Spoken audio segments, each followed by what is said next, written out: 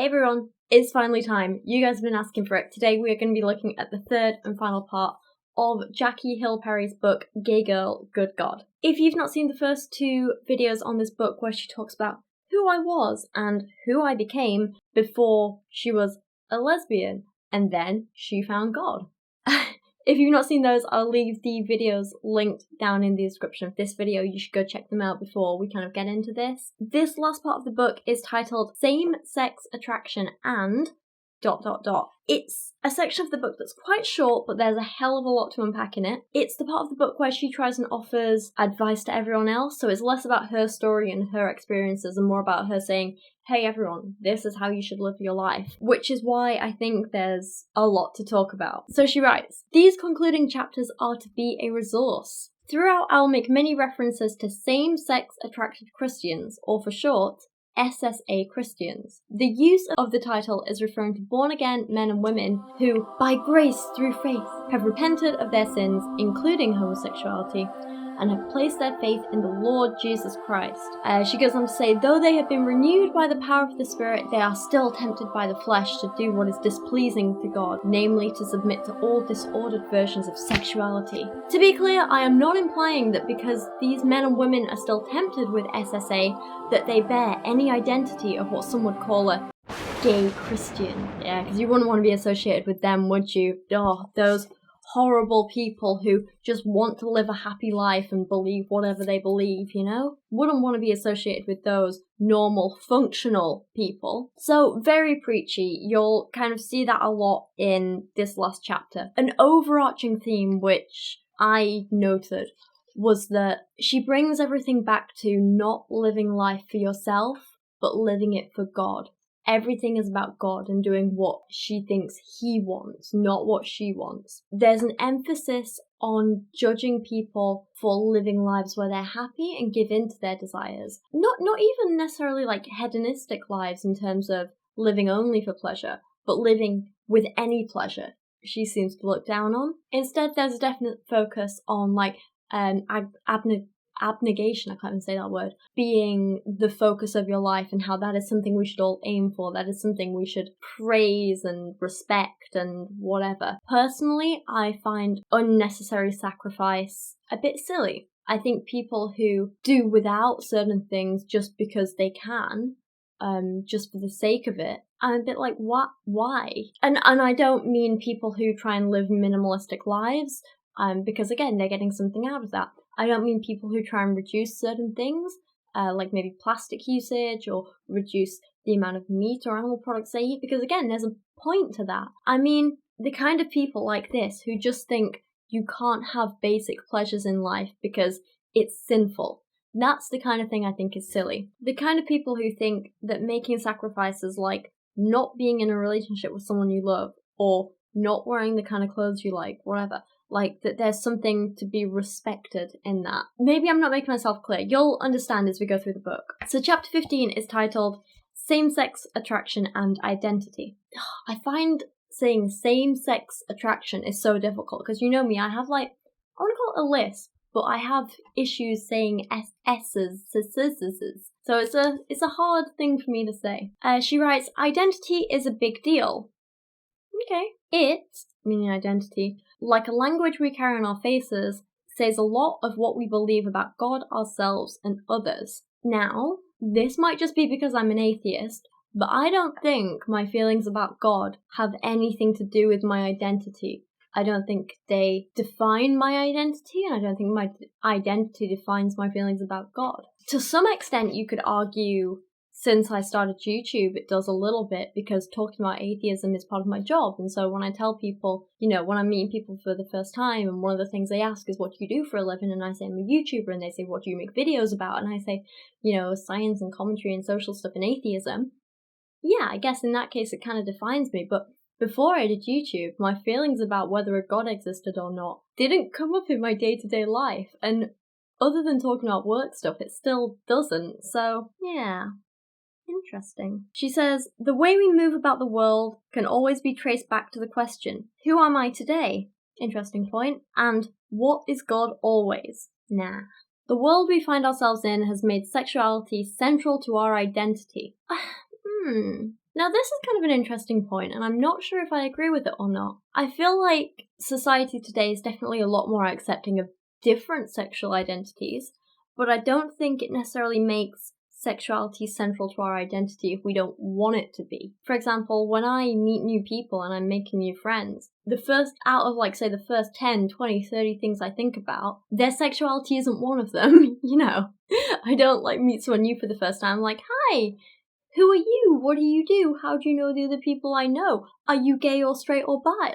That's not one of the things I think about. I think there are people who place sexuality as like a high, important, central part of their identity. But I think most of the people who do that are either A, very insecure, or they're made to feel guilty about sexuality in some way. I think Jackie, the author of this book, before she became a Christian and when she was living her life as a gay woman, she definitely held her sexuality as like a central part of her identity. But I think that was mostly because she was very insecure about herself. She had very low self-esteem. She had a lot of people around her who were making her feel guilty about her sexuality. And so she was holding it like a beacon or like a, almost like a defense mechanism, I guess. That's how it seems reading earlier in the book. But I think for most people who know that whatever your sexuality is, it's just a part of you and it's not a big deal and it's just something you are. I think for most people who have like a healthy view of sexuality and just kind of understand their own sexuality and respect their own and others' sexuality, I don't think it's really a big deal. I don't know. She goes on to kind of like talk about this point further, saying, "Gayness is not just a way to act, but a way to be. It is, as they say, just who you are." Actually, I kind of agree with this point. Yeah, I'm not going to really argue with that. She says, "LGBT culture has done an excellent job of destroying the mind of many, mainly by consistently using words as their greatest tool in the efforts to draw people into finding greater joy in identifying with their sin rather than their creator." Imagine a community of people using language and words as a tool to draw people in and change their minds about something. Christianity would never do that, would they? Seriously, it's so silly to say, like, LGBT culture has destroyed the minds of many.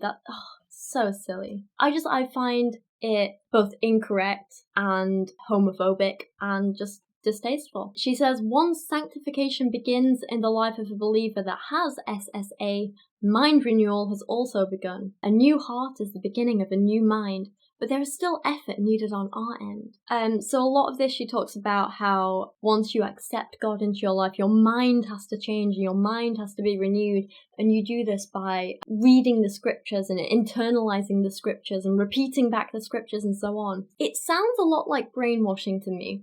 I've been reading a lot of stuff recently about cults and specifically about Scientology. And there's a great book. I can't remember the author off the top of my head now. One of the things he does in his chapters is he talks about some of the key works written about cults and the behavior of cults and the tools cults use, and he compares Scientology to that. A lot of the things about brainwashing and kind of controlling people and whatever that I was reading in that book, I'm kind of drawing parallels to here with their sort of, changing minds and internalizing scripture stuff. It's very odd. Then she talks about how we don't just sit back and expect great fruitfulness to come from minimal zeal. We work alongside God to act the miracle of sanctification into its grandest potential. So she's saying, don't just expect God to change you. You've got to change yourself. On the one hand, I like that she's telling people to be proactive. On the other, I don't like that she's telling them to change everything about who you are and something. When a person once enslaved to their SSA becomes a believer, it can be difficult for them to learn how to identify themselves by another affection. So this I find really interesting and really telling. Because like I say, it seems in the past that Jackie was using her sexuality as kind of like a defense mechanism and a barrier to almost shut herself off from other people in her life because she'd been hurt by a lot of people, she'd been abused by a lot of people. And I think she definitely put it up as this barrier and built her identity around it because it was the only thing she kind of knew how to do, and she was her self-esteem was very low, she was very low on self-confidence. So I can understand that. And I think it's a product of her low self-esteem and low self-confidence that when she decided that, she was, this is going to sound like a little bit rude, but I think she got sick of the people in her life thinking there was something wrong with her for being gay, so she decided to find God, because it was easier than just being who she was. I think when she did that, she literally just replaced one identity of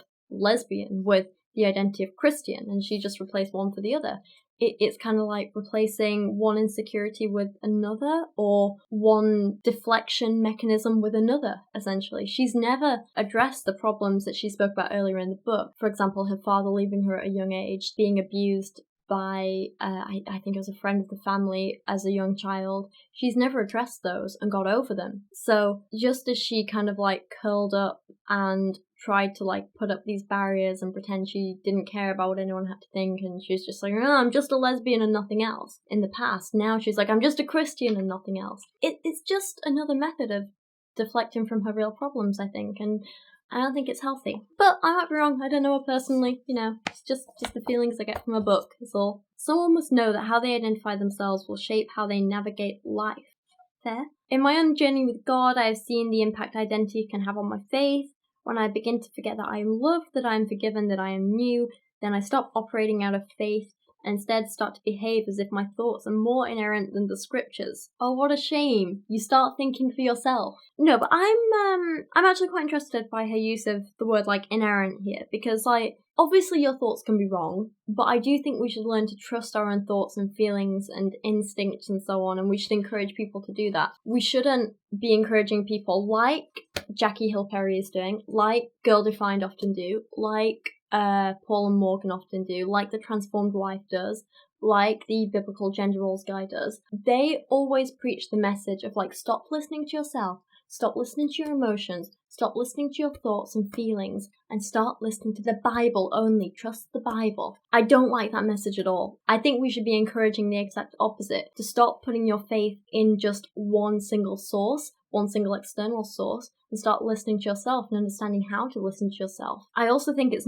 important to know that your internal thoughts and feelings can be wrong, and that sometimes you do need someone else to step in and be like, hang on a minute, have you thought about this or whatever? But I also think it's important to note that things like the scriptures, the Bible, aren't infallible. They're not inerrant. They can be wrong. They are wrong. There are inconsistencies. They're not necessarily entirely the truth. They're definitely not literal. Can't remember where I was going with this point. She writes, the burden for SSA Christians when it comes to identity is not to learn more about themselves or become a better you as an entry into self-empowerment. It is to renew the mind so men and women begin seeing themselves in light of who God has revealed himself to be, so they can glorify him in the ways he commands. This is terrible advice. Don't be like Jackie. Don't just fake who you are. It's completely okay to learn more about yourself. It's completely okay to try and become a better version of you. It's not okay to just, like, ignore everything you've ever been and everything you've ever thought you might be and just base your identity around an old book.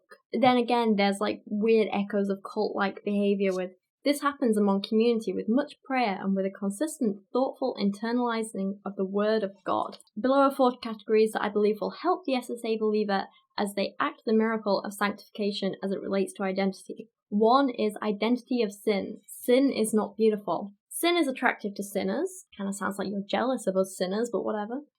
But for saints, it must be stripped naked of its masks, pushed out into the light and seen for what it is. The saint is new, but their temptations will be old as the devil. In pulling a person towards sin, the devil must first convince them that the thing for which they feel compelled to taste will be a satisfying one. Usually because it is, but whatever. Unbelief will always contrast sin with God, making it and not him glorious, making it and not him what makes life worth living, making it and not him worth dying for. There's a lot of this as well in this last section, all this, like, God is worth dying for stuff, and this is worth dying for, and, dying, lots of that kind of stuff. Might be a slightly controversial thing to say, but I feel like if a Muslim wrote a book saying, make God worth dying for, God is worth dying for, blah, blah, blah. If a Muslim wrote a book like that, or in their case, like, Allah's worth dying for, I think there'd be a lot of uproar about it, and people would be shouting like, oh, it sounds like terrorism, oh, it sounds like hate speech or something,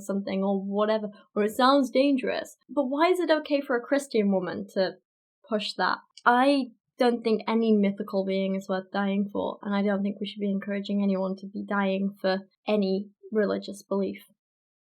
That's just me. It just doesn't seem healthy to me. There will come a day or two for many of the SSA Christians when the affections for which they once delighted in will whisper for them to return. It will whisper the promise of joy and fulfillment, but it will feel more true than it is. For sin can never deliver on its promise to make us happy. Vomit will always be vomit, even if drizzled with chocolate, sliced almonds, and a cherry on top. Isn't that just lovely? Also, can we just talk about how she's comparing a consensual, loving adult relationship with vomit? At least she's admitting that, feelings of attraction for people of whatever gender, whether it's the same or opposite, saying how, they don't go away, they don't change. So at least she's not saying, you can just pray the gay away like some people do. I appreciate that she's realistic about it, at least, and that she understands that sexuality isn't something you can change or whatever. Instead, she thinks it's just something you should suppress. And then she uses lots of Bible quotes that are completely happy and totally inspiring. For example, "For the wages of sin is death. There is a way that seems right to a man, but its end is the way to death." So this is not threatening at all. Point 2 is identity of a saint. You are not your temptations. Temptations talk a lot. They tell us of their potential. They speak of our need and say they can fix it. Temptation brings with it a shame of a different dialect. There's just a lot of this kind of talk about how temptations are bad, desires are bad, wanting to be happy is bad. It's not always wrong to give in to your temptations and be happy and do what makes you feel good. Sometimes it's exactly what you should do. Obviously everything in moderation, and still be rational in your actions, and don't just always act on impulse, and consider other people's feelings and everything. But in general, acting on what you desire and what will make you feel good is not a bad thing, and it's more than okay to do it. She talks about how when she does give in to her desires and stuff, she feels a lot of shame, and there's a lot of talk about shame. Shame wants us to believe it is accurate in its evaluation of us, that we are too wretched to be made new, too dirty to be made clean, too prone to sin for forgiveness to matter. And then she talks about the temptation to still want our gay exes or to feel how it felt to be loved by someone of the same sex means we are just a sinner beyond repair, or worse, that we are simply still gay. But just because we are tempted does not mean that we are our temptations. But basically, it comes down to her saying that she feels shame for still being attracted to women. And it's so sad that she feels that way. Basically, to summarize this entire section, she's saying that she still feels shame for being attracted to her exes, but she doesn't want that shame to dictate her identity. She's more than her temptations. On the one hand, I'm like, great, it's good that you've got an identity based around more than just what you're ashamed of. On the other hand, stop feeling shame for something that isn't shameful, something that's not at all in any way bad. I'm not ashamed of my natural desires.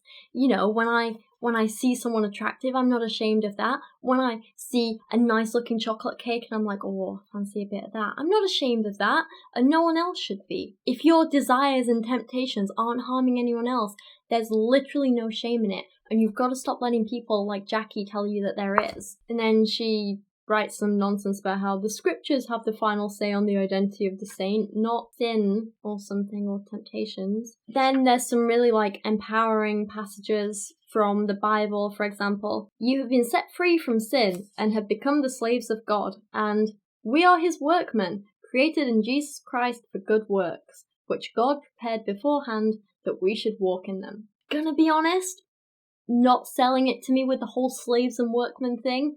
Not really my goal in life. Number 3 is identity of the church. You are not alone. Being an SSA Christian can seem like a solitary walk, which is really sad, because it shouldn't. And also, there's a hell of a lot of them out there. There is the fear of being misunderstood, judged, unloved, or accepted fully. It's really sad that people feel this way, and I don't think they should. They shouldn't have to. The problem is Jackie's saying, don't worry, there's nothing to fear because other people have been through this and we know how to fix you. What she should really be saying is, don't worry, there's no need to feel like this because you're not doing anything wrong. She says how many people feel that, when they are gay, they have to be a single soldier in a battle against sin. They haven't the foresight to see that no war has been won alone, or the wisdom to gather that sanctification is as communal as communion. You are not alone. Then she says, both the isolated Christian and the isolating Christian are part of the family, a body, an organism of human beings with different sins and the same saviour. Even if many Christians cannot understand the specific struggle of same-sex attraction, all Christians can understand the general struggle of sin. Now, this is a thing that I really, really hate when Christians do. Jackie does it a lot in this book. Girl Defined did it in their video in which they completely glossed over the fact that a young woman had written to them saying she was raped. And they kind of glossed over that fact and made it all about how, we all have sexual desires, we're all sinners. Basically, I hate this idea of like, we all sin, so we're all bad people and we're all in the same boat. Because when you look at the things that the Bible calls a sin, they are not at all equal. You can't compare murdering someone with being gay. You can't compare adultery with eating shellfish. You can't compare stealing with wearing mixed fabrics. You can't compare rape with, looking at someone and being like, they're alright, aren't they? They're not the same. And in the eyes of the Bible, they're all sins. And so when people like Jackie come along and be like, I understand what you've been through. I used to find women attractive, or I still find women attractive, so I know what it's like to sin. You can't compare that to someone who's literally like raped and murdered 3,000 babies. And it's not fair to say that, I understand what you're going through because we're all sinners. It's just kind of disgusting to make those comparisons. And I mean, for me, the difference is that certain actions have harmful consequences both for yourself and or other people. They're the ones we should be condemning and helping people get over and move on and become better people from. Basic things like being attracted to someone is not a bad thing. It's not something we should be calling a sin. It's not something we should be condemning people for. I don't know. Then there's some other stuff. Again, there's a lot of really weird cult-like things. So in some of the Bible quotes she uses here, there's something about, if one member suffers, all suffer together. If one member is honoured, all rejoice together. Bit harsh. Bit cult-like. Point 4 is identity of God. God is better than you can imagine. Can you prove it, please? She says, the root of all sin is unbelief in God, so clearly I'm screwed. The fall began when Adam and Eve doubted what God said about himself. I mean, I still think Adam and Eve did nothing wrong, but maybe that's just me. Then, a bunch of stuff about God. If he is the creator, then we are created. If he is master, then we are servants. If he is love, then we are loved. If he is omnipotent, then we are not as powerful as we think. If he is omniscient, then there is nowhere to hide. If he cannot lie, then his promises are all true. These don't all seem like good things to me. I mean, especially the whole, there's nowhere to hide, we're not powerful, we are servants thing. That's not what I want in my life. That doesn't inspire me at all. He is so much greater than the greatest thing, and much more glorious than the most glorious glory that eyes could see. You know when I said this book was well written? I take it back just for that line. She says, knowing this, he becomes the aim of all our doing. If God is bigger than we can imagine, we are wasting our time to chase after something or someone lesser than him. No, I completely disagree. Just because, there might be a bigger or better ice cream out there doesn't mean I can't enjoy the ice cream I'm currently eating. Just because there's a more expensive camera out there doesn't mean I can't love the camera that I'm currently using and make the most of it. You don't need the biggest and best thing to be able to enjoy something. That's a really weird way of living your life. It's completely damaging. This idea that you always need to be striving for something bigger and better, or looking for the biggest and best thing, it's such an unhealthy way to live your life. Sometimes you need to just be content and make the most with what you've got. And that doesn't mean you can't aspire for something better or work for something better if you really want it, but sometimes you just need to learn how to be content and get happiness out of that. I don't know. A few more Bible quotes. And then chapter 16 is same-sex attraction and endurance. Endurance, for some strange reason, is an uncommon word, especially in conversations centered around same-sex attraction. I'd argue this is because for most people, endurance is associated with difficult things or bad things or, things you don't really want to do, right? And for most people, same-sex attraction isn't difficult or bad or something they're trying to avoid, so maybe that's why. But she argues it's because in a culture where quick is preferred over wait and easy over difficult, It's to be expected then that a discussion regarding endurance, powerful, sometimes unrelenting temptation of same-sex attraction would only be occasional. So I actually agree with her about the whole, like, culture thing, about, you know, people preferring quick over slower stuff, whatever. I actually agree with that thing. Don't think it's relevant to this conversation. She pulls out one of her Ken Ham stories with her. I've had countless conversations with many same-sex attracted men and women who are either trying to adhere to a biblical sexual ethic or have tried. Weary-eyed and burdened, they come to me. Eventually, they confess the reason for their cloudiness is, it's just so hard. The difficulty of trying to resist SSA tends to lead some people into the depressing cycle of self-condemnation and discouragement. That's not healthy. For others, it can lead them away from the faith they once attempted to anchor themselves in altogether. So at least we know some of them are doing it right. I've always wondered if when they became a disciple or thought themselves to be one, if they knew that following Jesus not only meant eternal life, but a crucified one.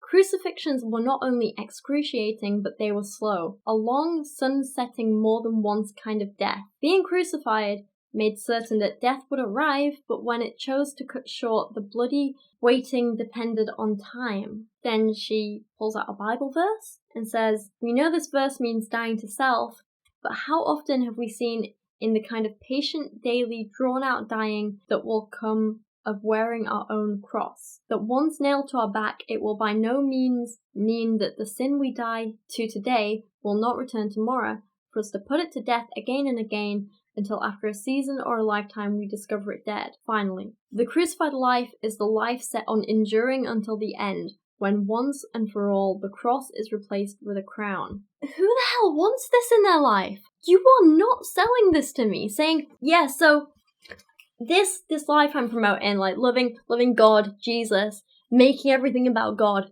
you should totally do it, because it's like enduring pain over and over and over every day, and it's like excruciating pain. It's really difficult. It's like torture you have to endure, so you should totally do it.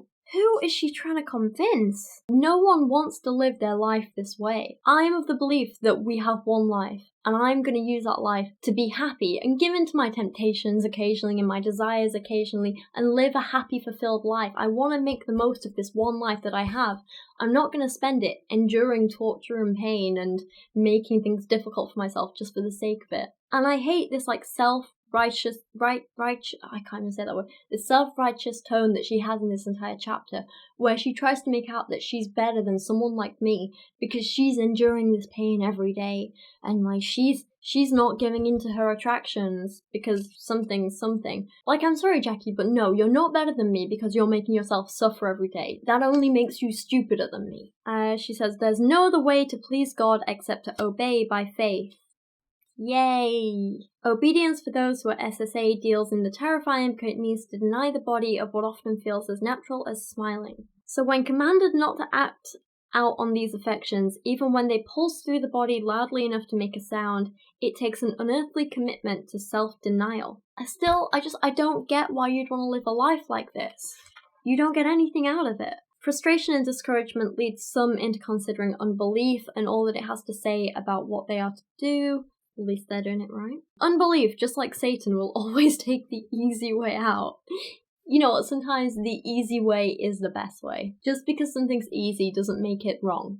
Stop shaming people for choosing happiness. Oh yeah, and then she has another dig at people who are both gay and Christian, saying unbelief has convinced them that they can serve both God and homosexuality, both God and flesh, both sin and saviour. For this we know is impossible. And some more Jesus stuff. Blah, blah, blah. Even in tears and pain and difficulty, we keep fighting because we know being in His will is infinitely better than being in our own. Wow.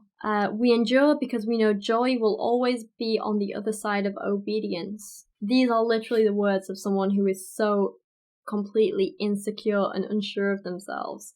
It's literally what an abused partner might say about their spouse, like staying with them, being like, oh, you know, we keep fighting even through tears and pain and difficulty because we know being with our partner is infinitely better than being on our own. Literally what an abused spouse says. Chapter 17 is same-sex attraction and the heterosexual gospel. She says, God isn't calling gay people to be straight. That's good, I guess. You'd think he was by listening to the way Christians try to encourage same-sex attracted people within or outside of their local churches. They dangle the possibility of heterosexual marriage above their heads, point to it like it's heaven on a string, something to grab and get a hole with. It's very dangerous because it puts more emphasis on marriage as the goal of Christian life than knowing Jesus. I actually think she makes some really interesting points in this chapter. She talks about how a lot of people try and push like heterosexuality as the goal, and how they try and push you towards like marriage and kids as this ultimate goal.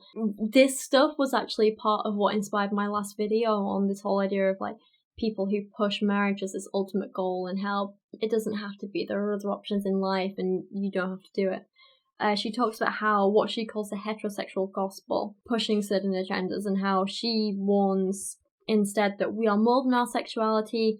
Marriage is not the pinnacle of Christian faith. Singleness is not a curse, and evangelism is about God. The first three I completely agree with. The fourth one I couldn't really care less about. I do kind of have to ask though, like, in all of this, why would God care about your sexuality at all, to be honest? Like, if he was real, it makes no impact on him whatsoever. I don't see why it's seen as a bad thing at all. Throughout this entire book, she still never talks about why she thinks being gay is a bad thing. She talks about why she thinks it is, because the Bible says. But she never talks about why it's a bad thing, why it's something that should be avoided. It's just one of these things that she feels you have to avoid because otherwise, you're going to be too happy, and that's not how to be a good Christian, apparently. So yeah, I actually think there's some really interesting points in this chapter. And then she talks about how, the reason to turn away from sin has always been so we can turn towards Jesus. Your life should be about God and blah, blah, blah. And then finally the afterword talks about how, in this book you heard from me what God had done. Loving me, he gave me life, gave me a heart that was brand new, beating for no other reason than to love him with all of it. It's kind of like her insecurities coming out again. And with this new heart in love, with an unchanging God, it compelled me to tell. So that's why she wrote the book, apparently. What God has done to my soul is worth telling because he is worth knowing, worth seeing, worth hearing, worth loving and trusting and exalting. It's not the impression I got. Every word, sentence, and paragraph are an explanation of how good God has been to me. Him being good to me is not particular, it's his person. He is, even now, more than able to do the same for every soul alive. And so to that, I have to say, if a God is real, and he did to you what you say he did in this book, I want nothing to do with him. So this is probably a long video, so I want to wrap this up quite quickly.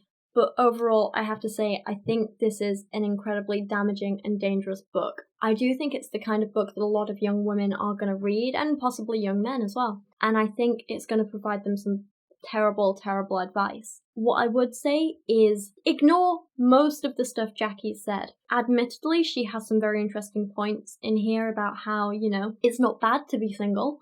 It's completely okay. And if you feel comfortable being single, don't feel you have to force yourself into a relationship with someone. Don't feel you have to force yourself into a relationship with someone that you're not feeling completely comfortable and happy and confident about. That stuff is good. Her points about how often the church pushes marriage as this like ultimate end goal when it shouldn't, they're interesting points as well. The rest of it, I think she's wrong. There's nothing wrong with being gay. There's nothing wrong with same-sex attraction. There's nothing wrong with thinking for yourself and listening to yourself and understanding yourself. The scriptures are problematic. There are issues there. They're not infallible. There are inconsistencies, there are errors. I don't think we should be basing our life around an old book written by several authors over a hell of a long period of time. I don't think there's anything wrong with living your life and being happy and doing what makes you happy and living for yourself, and I don't think there's anything in particular to praise about, withholding things from yourself and sacrificing things unnecessarily just for the sake of it. I don't think there's anything to praise in that. Oh god, it's late. It's like 3 a.m. now. I should really sleep. I just kind of wanted to film this video and get it out there. I've been filming for like an hour now as well. God knows how long this video is going to end up being. I'll try and cut it down. But yeah, let me know your thoughts on some of the points she raised in this section of the book. Let me know your thoughts on the book overall. Let me know what you think about just Christians in general who try and say you can, stop being gay, or you should stop being gay, or you should suppress being gay, whatever. Let me know your thoughts on that down in the comments. But for now, thank you so much for watching. Thank you for sticking with me in the little gap in this series, and hopefully I'll see you guys again soon. Thank you so much to everyone supporting me on Patreon this month, including Gambit and his chauffeur, Deshauwn, Liv's Pantyhose Addiction, Data Jack, Christian Berg, Rachel B. Royer, Jadeon Sheppard, Robert Korte, Peter Kyrouac, Sir Michael Moore, Christina the Atheist, Christian Opitz, Sage Villarreal, Greg Ladd, and Loren Hart. You're all amazing.